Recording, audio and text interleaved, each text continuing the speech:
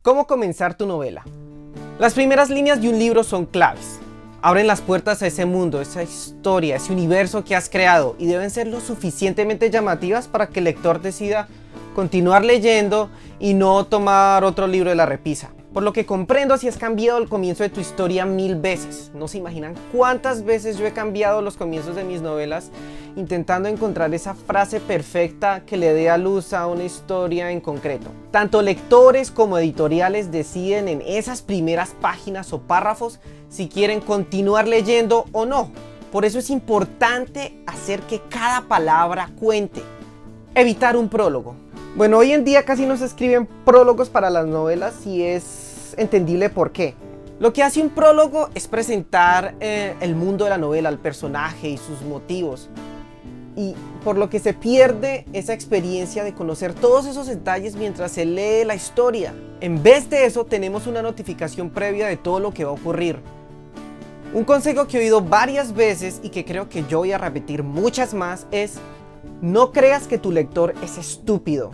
A lo que se refiere es: no aclares todo en la historia como si el lector no pudiera inferir cierta información por su cuenta o no pudiera armar un rompecabezas. Por ello el prólogo puede ser algo inoportuno, porque la idea es que el lector se sumerja en tu historia y entienda lo que está ocurriendo a través de las descripciones, las conversaciones, las motivaciones de los personajes y no a través de un manual que le das previamente.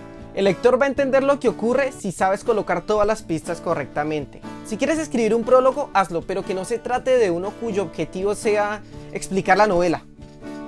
Que tu historia se encargue de ello. Establece la voz de tu novela. Bueno, ustedes saben que las buenas historias tienen personajes únicos e interesantes que nos encantan y se convierten en íconos de la cultura popular. Está Holden Caulfield, espero que lo estoy pronunciando bien. Bueno, Holden Caulfield, el personaje del Guardián entre el Centeno.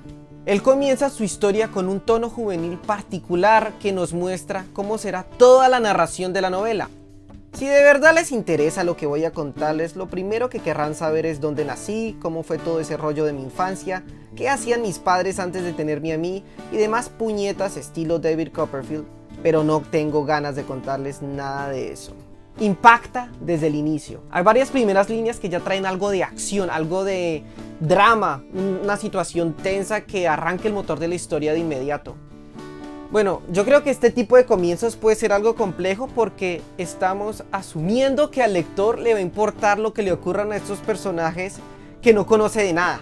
Creemos que porque estamos colocando a alguien muriendo en la primera línea, en la primera página, el lector se va a estar preguntando: ¡oh Dios mío! ¿Por qué está pasando esto? Pobre tipo, ojalá no muera. Cuando de verdad se está preguntando: ¿a mí qué me importa? No lo conozco de nada. El libro hasta ahora está empezando, no tiene afecto ni apego a ninguno de esos personajes.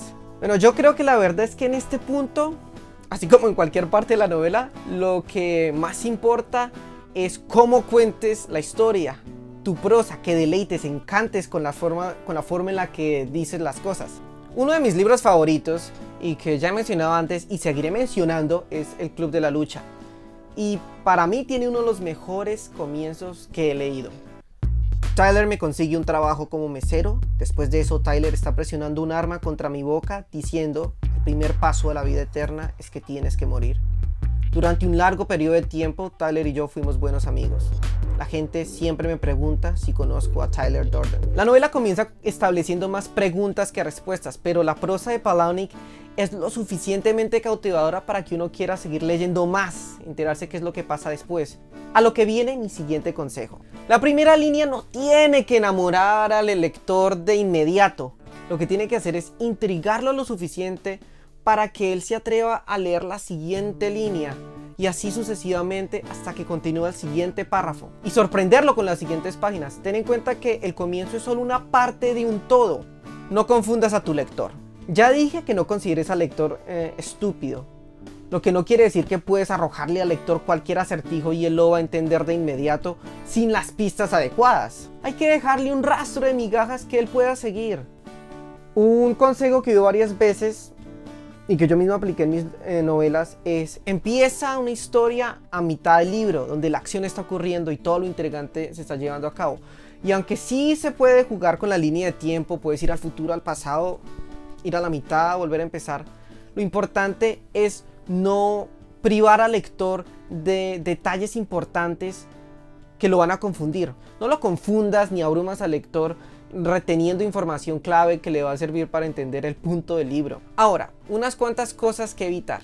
No sé ustedes, pero yo estoy cansado de los libros que comienzan con alguien, generalmente el protagonista, despertándose. Es el símbolo perfecto. Ay, despertando es como comienza mi día. Qué buena idea sería así comenzar también mi novela. Y ya tenemos un cliché. Lo sé porque yo también lo hice y parece que todo escritor novato lo hace y lo va a hacer. Siempre empezamos nuestras novelas o cuentos de la misma forma. María se despertó ante los rayos de sol golpeando sus párpados. El ruido del tráfico ya era fuerte al otro lado de su ventana. Son este tipo de comienzos tan genéricos los que me quitan las ganas de seguir leyendo una novela. Por supuesto, hay clásicos de la literatura que empiezan de esa forma. Ahí tenemos a la Metamorfosis. Cuando Gregorio Samsa se despertó una mañana después de un sueño intranquilo, se encontró sobre su cama, convertido en un monstruoso insecto. Pero esos son los clásicos, tu novela no tiene esa ventaja de ser reconocida. No creo que uno deba arriesgarse utilizando una mano de clichés. También tenemos una que otra novela moderna que lo hace. Cuando me despierto, el otro lado de la cama está frío. Estiro los dedos buscando el calor de Prim, pero no encuentro más que la vasta funda de lona de colchón. No voy a negarlo, no soy el mayor fan de los Juegos del Hambre.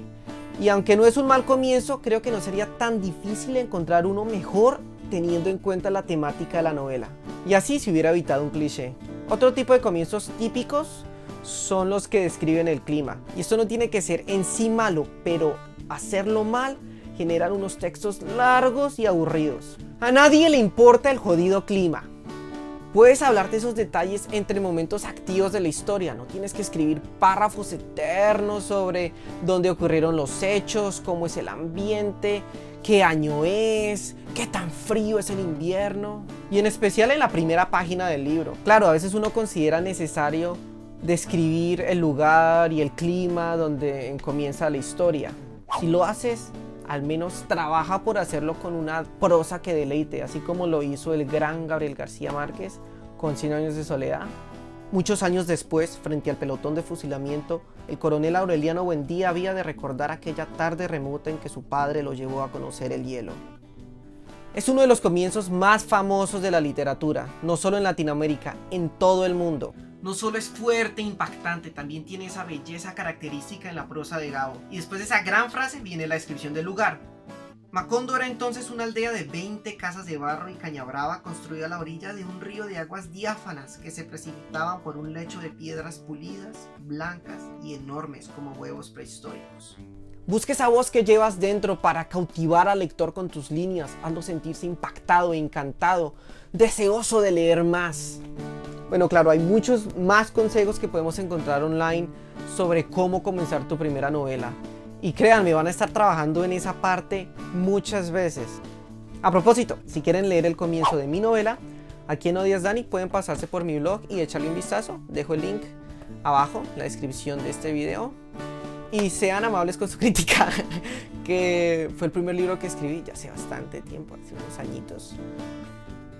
Está publicado y se puede encontrar a la venta en Amazon y en Autores Editores. Bueno, gracias por ver y sigan escribiendo.